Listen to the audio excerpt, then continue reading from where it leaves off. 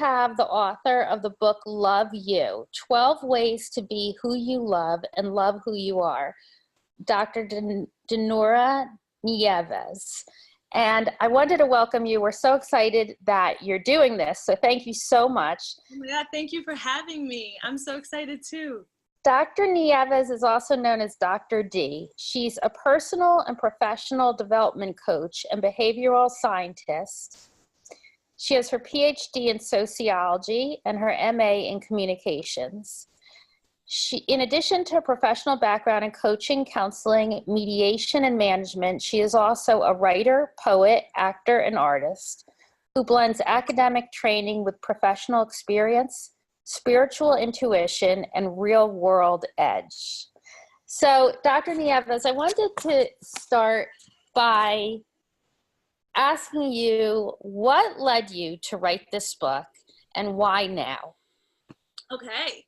So I came to a point probably end of my 20s where I started to feel like maybe everything that I had experienced wasn't as unique to my experience as I thought, right? I started to talk to other people. I was in circles and in counseling situations with clients and coaching, and I started to realize more and more that there was a lot of overlap between the experiences I had and the experiences other people were having. And I thought to myself, if this process was so helpful for me in terms of transforming my life, then maybe it'll be helpful to other people. So that's why I decided to write the book, to really give people a concrete framework for what they were experiencing and some tools, some techniques, some skills that might help them to experience it differently. You share some very personal stories in your book, especially about relationships. I do. Your own struggles. Do you want to share any of that here? Is there a particular story that you want to share that maybe you learned from? Sometimes I think maybe we go through things for a reason, and is there something you'd like to share that gave you better insight? All of my relationship experiences, when you really come to think of it, were the same. And so there is just one story, which is that in all of my relationships, I was externally focused, right? I was going into relationships with people, and the moment that I started to talk to these people, it became about them. And I had this vision of what that should look like and what I wanted for my future and how they should play a part in there. And I talk all the time with clients about the difference between really finding a partner, which is something that I have now, and the difference between casting a fantasy, right? And just looking for someone to perform whatever script you've already created. And so I think that was a major turning point for me, was coming to the realization that most of my romantic relationships, whether they were good or bad or helpful or not helpful or healthy or not healthy, were more or less based on how I was scripting my life and whether or not people could play the part I was assigning them, as opposed to being in a genuine romantic partnership and interaction with another individual, which probably sounds very silly to other people. But no, I think that is so interesting. Yeah. That is so interesting. We have kind of like this fantasy in our minds, or this definition of a relationship, I guess, in our minds. But when we bring ourselves to a relationship and really get to know the other person, you know, sometimes I think to myself, just stop and listen and get to know the other person instead of projecting what we want them to be or we expect them to be. Who is this person? Yeah. And we're really, it's two people coming, ideally two whole people coming together. Exactly. 100. It's hard. I think as women especially, we watch TV shows that have romances, you know, some Cinderella story, and our wedding day should just be, we should be like princess of the universe, you know? So it is hard to like shatter that and just look at relationships a little differently, I guess. Yeah. Well, Yeah. that's the important piece of learning to know yourself and learning to love yourself, right? Because when you start to really learn to know yourself and love yourself, you realize that some of what you created about you is also part of that fantasy, right? That we've been socially constructed in the same way that our ideas about relationships and love and social interaction have been constructed. And so, I mean, I'm a sociologist by nature, so I'm just going to start saying social construction over and over and over again, right? But, you know, it really does inform the way we think about ourselves. I mean, I do have a spiritual practice, and I do believe that we are souls, but I also believe that a large part of who we believe ourselves to be and how we believe the world to be comes through our social interactions and what we've been taught about ourselves and about others. So for me, a big piece of it wasn't just about deconstructing this idea of who other people were and who I wanted them to be, but also who I was and where I got that and how it serves me and how it doesn't, and what I needed to change and what I needed to look at and who I wanted to be, all of that. Well, what would you say to someone who has repeatedly had negative social interactions in their lives, either romantically or maybe as children being bullied, or maybe as children being abused verbally, emotionally, Mm-hmm. in any way? We hold these negative beliefs. Often they start somewhere, whether, you know, often they're false, but they start somewhere. So how do we begin? They are our beliefs, they are our truths. How do we begin to maybe turn that around and realize maybe the truths we hold were not about us? Yeah. I think we have to look at our thoughts, our feelings, and our behaviors in a moment to moment basis, right? So, really, when we have experiences early on in childhood in particular, they teach us something about how safe the world is. And our ego goes into protective mode, and we develop all of these behaviors, thoughts, feelings about particular experiences to keep us safe from re experiencing whatever victimization we felt. And that's useful and it's helpful, right? Don't judge yourself for that. There was a time in your life where that behavior, that feeling, that thought needed to develop in reaction to something that was a perceived danger.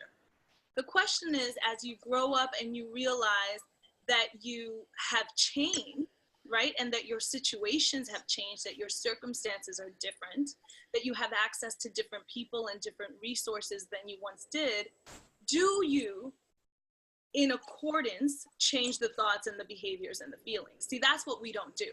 And so we end up in better situations with the same feelings, thoughts, and behaviors we had back then. So when I talk to people, I talk to them all the time about forgiving themselves, not judging themselves for the things that they developed, right, in reaction to whatever they experienced, but starting to challenge that in every second of every minute of every hour of every day, so that you can see what's helpful to me now and what isn't. That is so vitally important. How do we begin to do that? And how do we begin to know ourselves so that we could love ourselves? Yeah. I think there's two things. You know, I talk a lot about taking yourself off mute. And part of that is really starting to listen to that inner voice, right? Because again, as we're socialized, we start to get a sense for what our parents want, what our teachers want, what society expects, who we're supposed to be. And we have a lot of little voices, right? Don't play the part about all the voices I hear. So we have a lot of little voices that come into our mind telling us who they expect us to be. And that's helpful. Again, useful. Don't judge it. But it also has a detriment to it, which is we can become so focused on that we lose the piece of us that can access an internal voice and hear our guidance from within, right? And so a piece of that is really just learning to listen to yourself. How often do you listen to yourself? How often do you sit in silence without the voices of other people and just listen to whatever's going on in your mind? How often do you do what your inner voice or gut tells you to do, as opposed to say, oh, I don't know why I'm reacting that way, and you rationalize it and you go with whatever someone else said, right? How often do we really, really listen to ourselves? That's a big piece of knowing ourselves. And that's part of the practice. It's just sitting with yourself and learning to listen to yourself. There are 12 sections of your book, or 12 steps to do this. So, and you take the reader through it. So let's start with expand your mind. How can we expand our mind and find our center, which is the next step? Right. So expanding your mind is really about intellectual wellness. And I just want to go back a second, because those 8 of those 12 pieces are really built in this this model for 8 dimensions of wellness, right? And it's about emotional wellness, financial, social, spiritual, occupational, physical, intellectual, and environmental. So what I do is I take each of those and I take them through my filter, right? And give them a name and a context that is fitting of the experience that I had. And I put that forth to the reader, right? So in that particular section, Expand Your Mind, I'm really talking about developing your intellectual wellness, right? And really looking at how do you make your mind bigger? How do you give yourself more space in there to consider things you may not have considered, and to practice things you may not have practiced, and to really look at pushing yourself to another level cognitively. And one of my favorite ways, I'm biased because I'm an artist, but one of my favorite ways is being creative. It's just not something we give ourselves room or space to do these days. And it's so sad to me, but it really is a lost pastime. It really is. Creative in what ways? So for different people, it may look differently. For me, I could sit with a sketch pad and a pencil and charcoal, or just, any medium, and go, right? Whatever comes to my mind.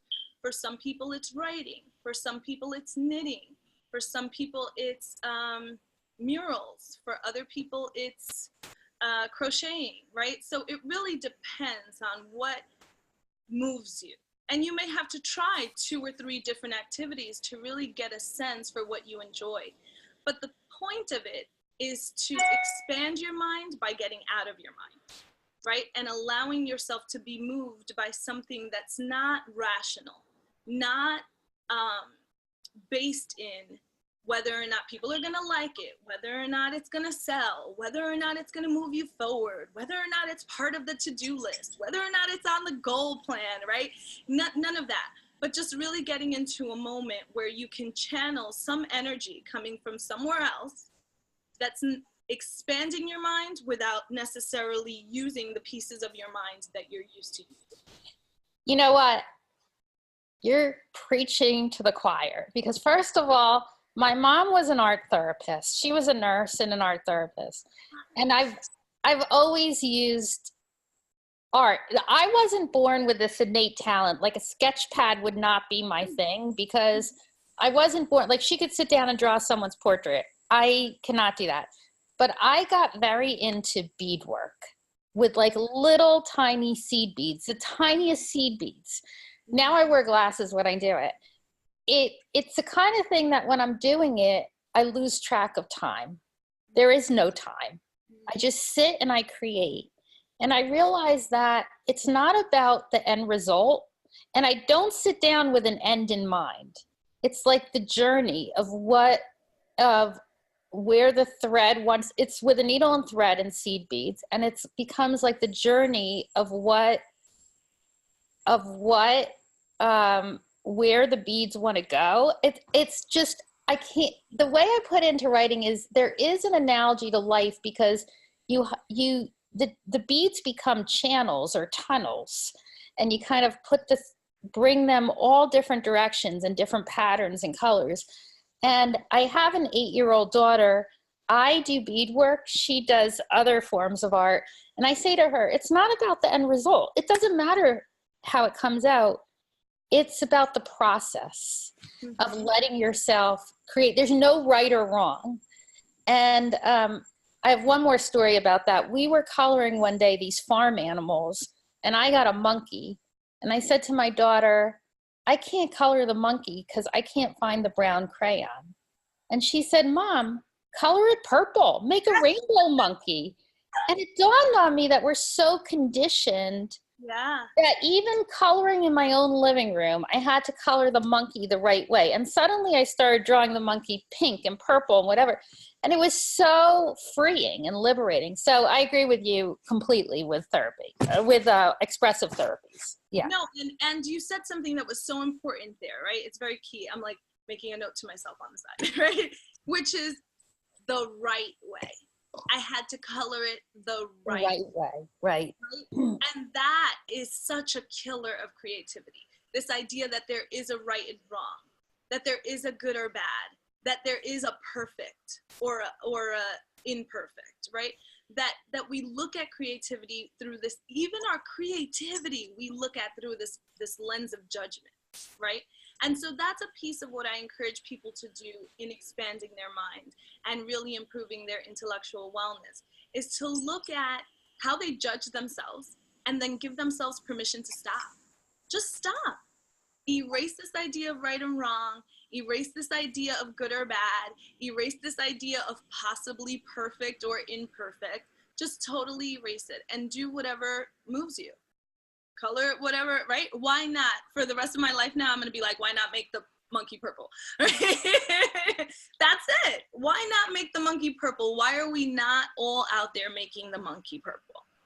So it's about liberating ourselves from this performance pressure, because we have an inordinate amount of performance pressure. I mean, I think most people do in today's culture in general. But definitely I know as a person in the United States, as a woman of color, there's this idea that you have to be good, you have to be better, you have to work twice as hard to be, seen. And then you have the social media era of competition for even being seen or liked, right, or followed. And so there's always this pressure to be perfect. And we don't give ourselves permission to define perfect as we see it. Or as we what about the fear that comes up? What to do with our pal fear, right?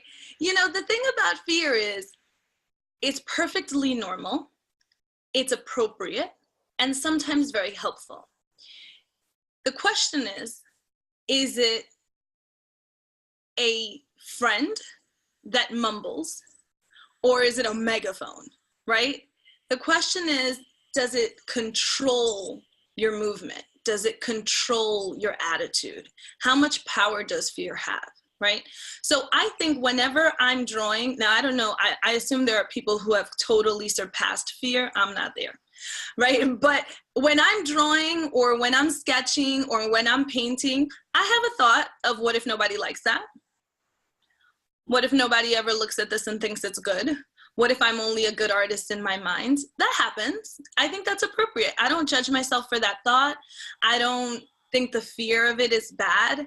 What I can't do is sit in that thought or sit in that fear.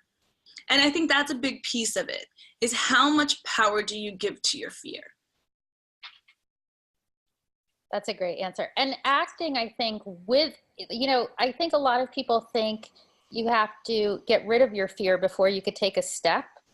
But the most successful people I've met are very fearful, but they act despite their fears. Mm-hmm.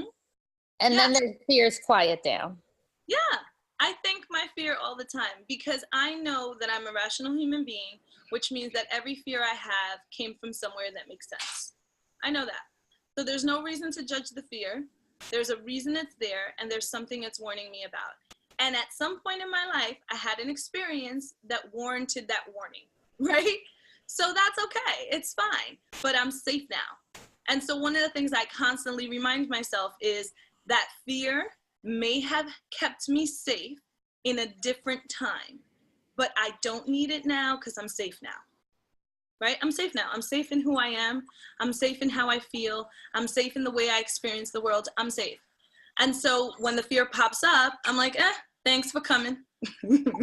You're welcome here anytime. You can always come back, but you can't stay long because there's really not a lot of space for both of us in here, and I'm working, you know? I think people who are in unhealthy relationships, though, there's a fear of the unknown, of leaving because you don't, you, there's like maybe you feel safe enough or you feel like you can manage. There's a fear of what if I'm on my own, will I be as safe as I am now, or will I be worse off than I am? This fear of the unknown, how do you address that? Of taking a leap and making a change in your life, whether it's a relationship, whether it's a change in your job, whether it's a change in a friendship, whether it's any kind of big change. There's a higher fear of the what ifs, that fear of the unknown. Not only am I good enough, but fear of I don't know what will happen. And so we're afraid of taking that risk and making a change. What would you say to people like that? Again, perfectly normal, perfectly appropriate. Don't judge it, just don't sit in it. One of the things that I think magnifies or even facilitates that fear for people is the lack of trust that they have in themselves. And for good reason, right? Because there's a piece of us that feels that if we didn't have the skills to do better than this before, or we didn't have the support of the universe to do better than this before, or whatever it is that we believe in, if we got here and who we are got us here, then how will I ever do anything beyond this or do anything different than this? So I'm going to leave this to go to what? To the same situation or to a worse situation? Because deep down inside, I don't think I can do better than this, or I would have done better than this, right? So there's a lack of trust in self. And I think what I try to help clients with is that's a perfectly reasonable argument. But as you change, you can trust the change, right? So part of what people I think need to learn to do when they find themselves in those situations is say, okay, what do I need to change about me? How do I change what I believe I deserve? How do I change what I attract? How do I change what I tolerate? How do I change what I request? How do I change what I envision? How do I change what I contribute, right? How do I change pieces of myself? Because once you start to make those changes, then there's a piece of your mind that is willing to consider that you can do better because now you are better. So really focusing on changing who you are, and I hate the word change because it's deep inside we already are, right? These perfect people, but then we like adopt all this stuff, right? But if you can change, meaning look inward, shift your consciousness and start to act from the perfection that you really are, then you can really start to change some of the circumstances without this fear looming that you won't be able to do any better, because if you could do better, you would have, which I think really keeps people stuck. As you look inside yourself and get to know yourself and do all these things that you're talking about, there's a part of you that might say, you know what, I actually am pretty cool. I actually am like, I actually am, I actually am pretty. I actually am worthy, right? Yes. And then it's kind of like you have that voice going, there's a little bit of excitement in that, but I think we all have our hesitations in receiving too, and in saying, like when you're on the cusp of recognizing your own greatness. And I think for women, it happens as you get older. You start getting more comfortable in who you are. You stop tolerating a lot of things you don't want in your life. I think there's something that comes with maturity and age. There's a comfort.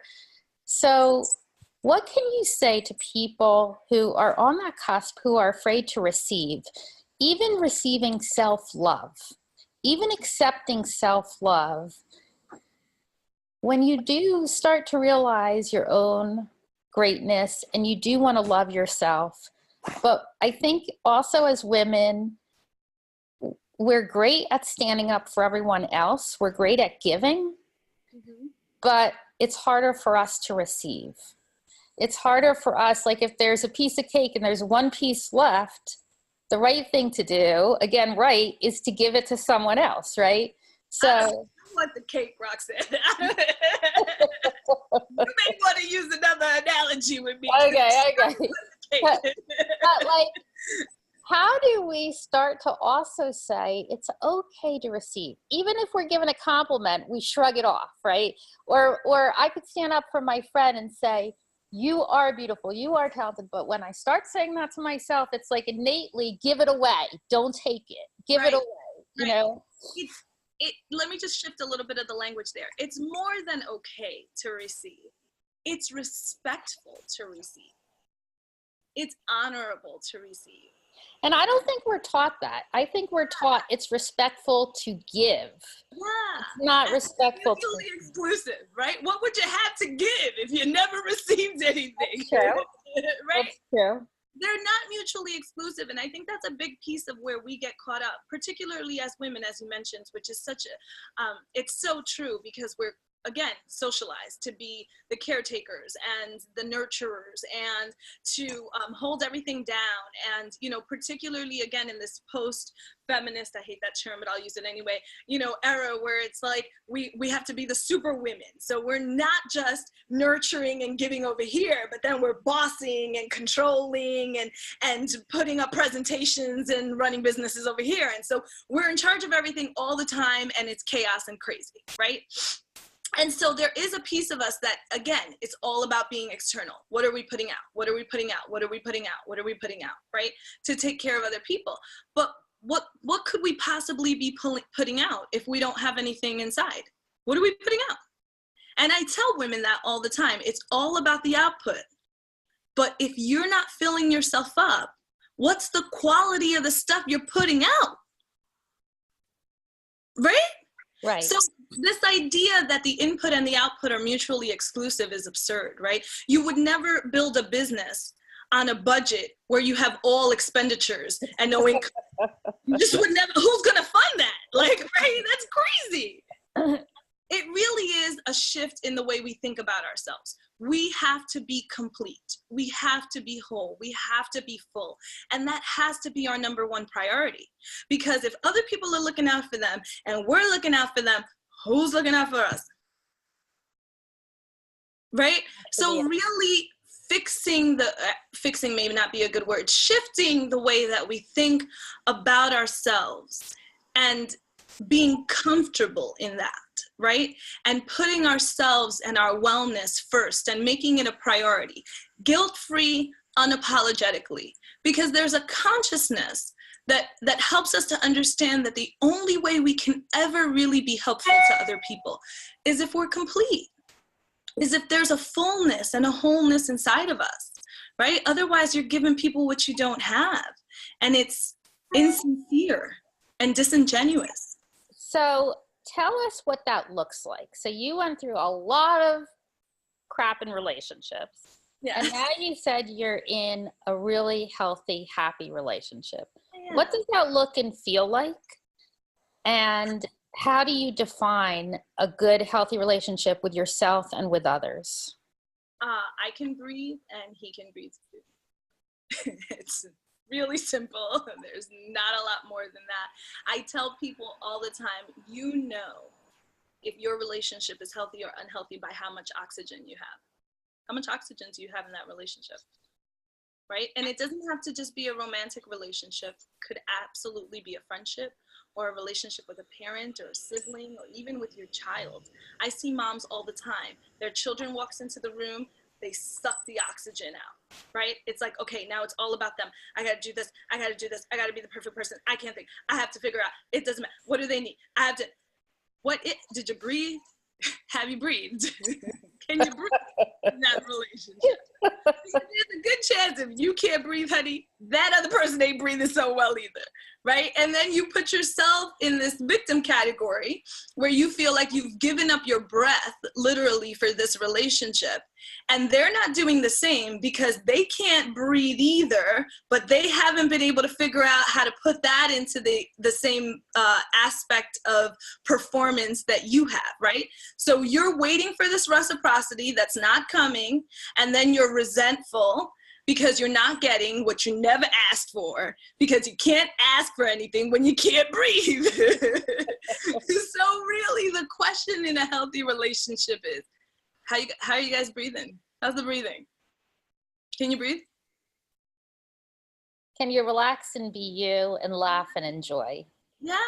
Relax, be you, enjoy, laugh, argue, disagree, conflict. I do it all the time. You know, he's a Navy man, I gotta tell you. There's no part of me that's set up for the kind of structure he brings in. You know what I mean? But that's okay. We don't have to be the same people. It's fine. You know, it's fine. The key is, and what I didn't know, what I really did not know is that there was no perfect. What I really did not know is that there was no perfect. And I think had I known that sooner, it wouldn't have made my list of goals, and that would have made life with me a lot easier for everyone. But because I didn't know that, I was striving to change and control everything, to try to make everything fit into what I thought would be the perfect situation, right? The perfect partnership, the perfect whatever, right? And when I was able to let that go, then perfect came. But it came in my ability to see things as perfect, as opposed to see the perfect and make the things fit. Oh my gosh, that is so good. Well, thank you. I'm glad all of my stress helps you out. That is so good. You know what? That ties into what you said in the beginning, that your image, right? We have this image and this standard. So let me just ask you, when people are out there looking for a soulmate or looking for a partner, if they're not striving for perfect, what are they looking for? Healthy, right? And again, I know it seems really silly because it's so easy and we don't tend to think of profound and helpful as easy, right? But it really is so easy to just measure how you breathe in that relationship. It really just is. Can you be yourself? And by the way, being yourself does not mean that you don't change in the relationship or that you don't grow, but that there's a piece of you that feels comfortable saying, this is where I'm strong and this is where I struggle, right? Because that's where we all are. This is where I'm strong and this is where I struggle, you know? Mm-hmm. Speaking is where I'm strong. Makeup is where I struggle. You know what I mean? That's who we are. Mm-hmm. You know, and so being comfortable in a relationship to bring all of who you are is really important. And I think the other piece of it that really makes a relationship healthy is the respect and admiration that you have for one another. And I see that missing in a lot of relationships. Mm-hmm. And again, I'm at fault too. I've done it completely. If you're in a relationship with a person that you can't see, because what you see when you look at that person is all the things you wish that person would be, you're disrespectful. You can't be in a respectful relationship with a person that you constantly need to change. Because how do you admire what that person brings to the table?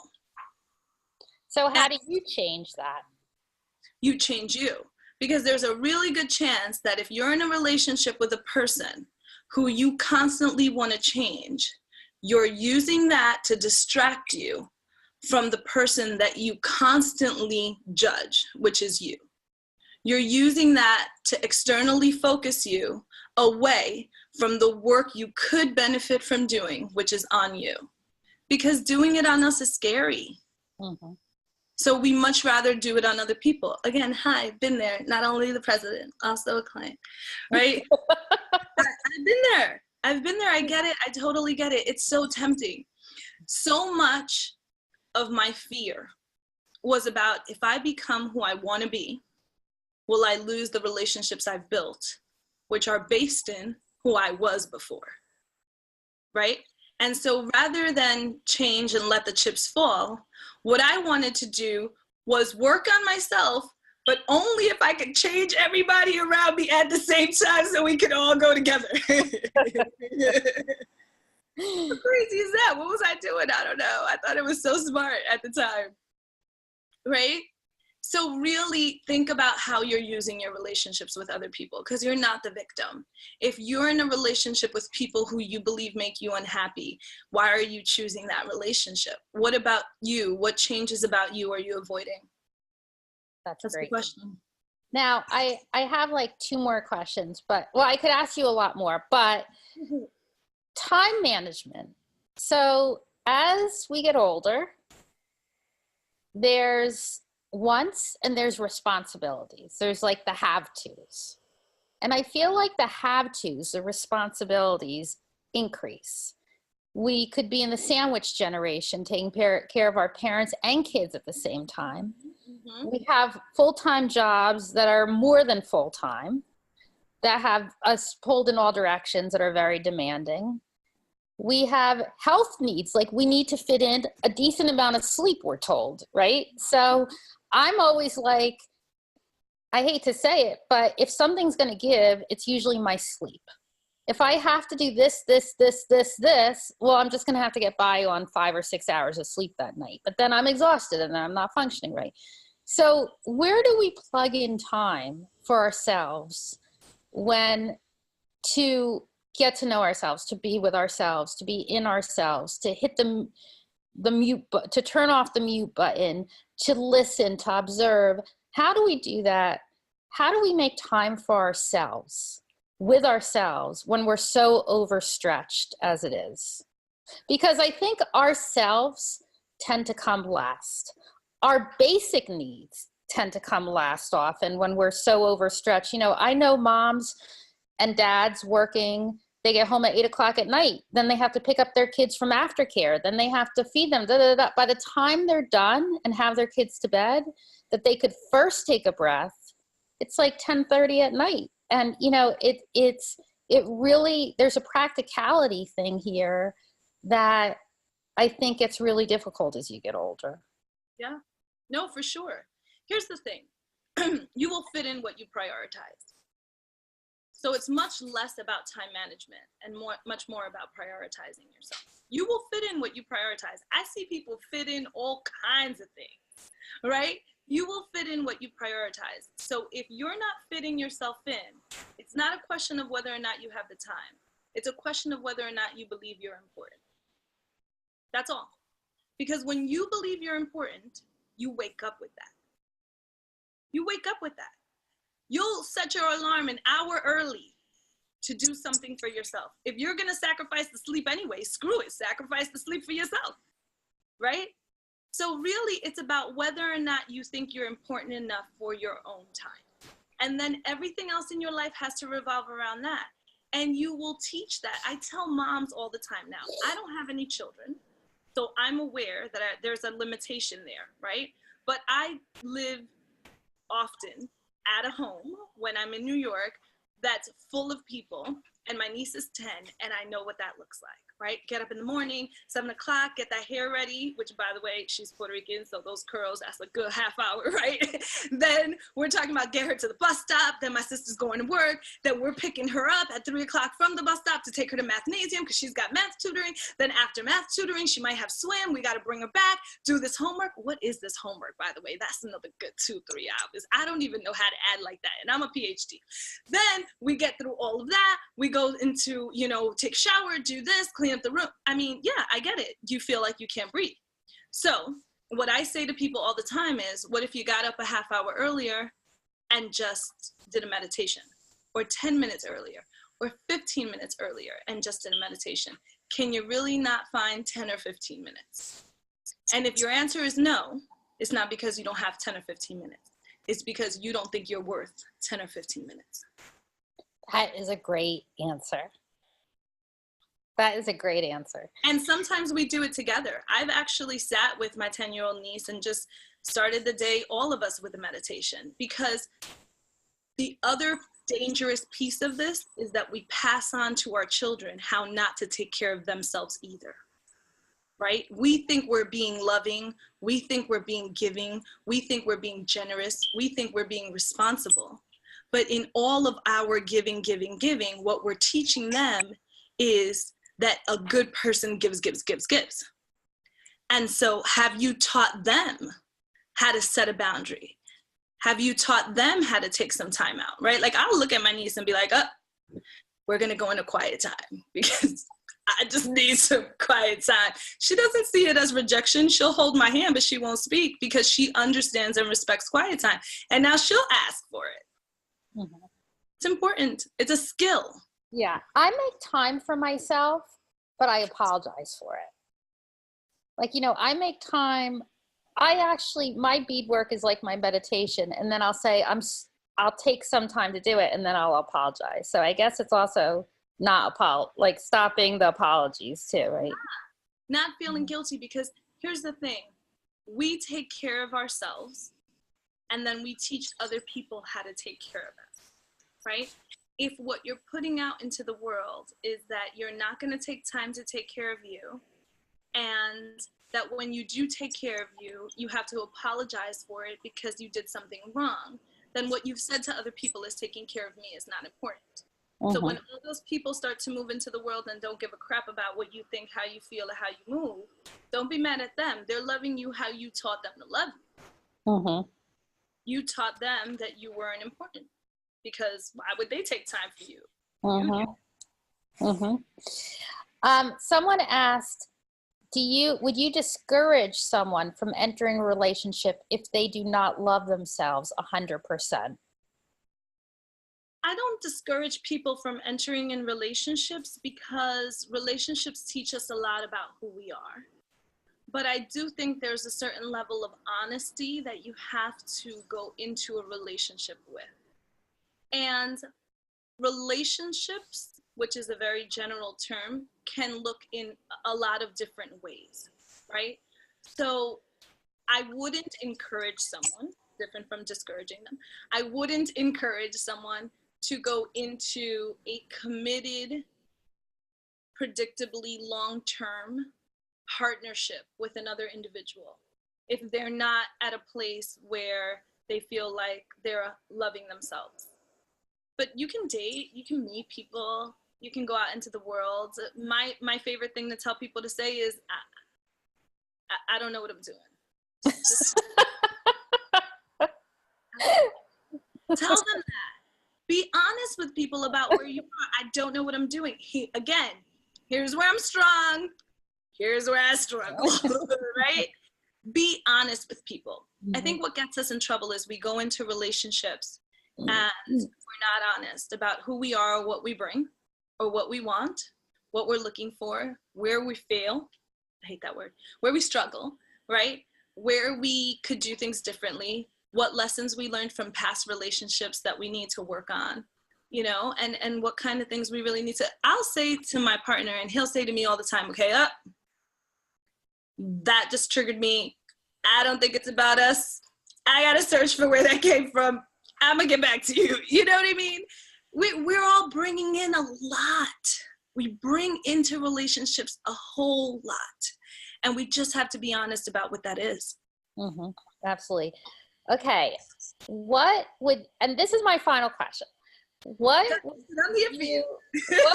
you say to your younger self? Which is such a question a lot of people have asked, but what would you say to your younger self? How much time we got? An overview. I think that I would say to my younger self, spend a lot of time alone. You know, I grew up in a big family. I had great parents and siblings and all kinds, and cousins, and I was often surrounded by people, right? And I don't think I would have said at any point in my youth that I was afraid of being alone or uncomfortable with being alone.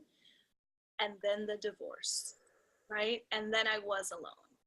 And then I realized I was terrified and mortified because of what that meant.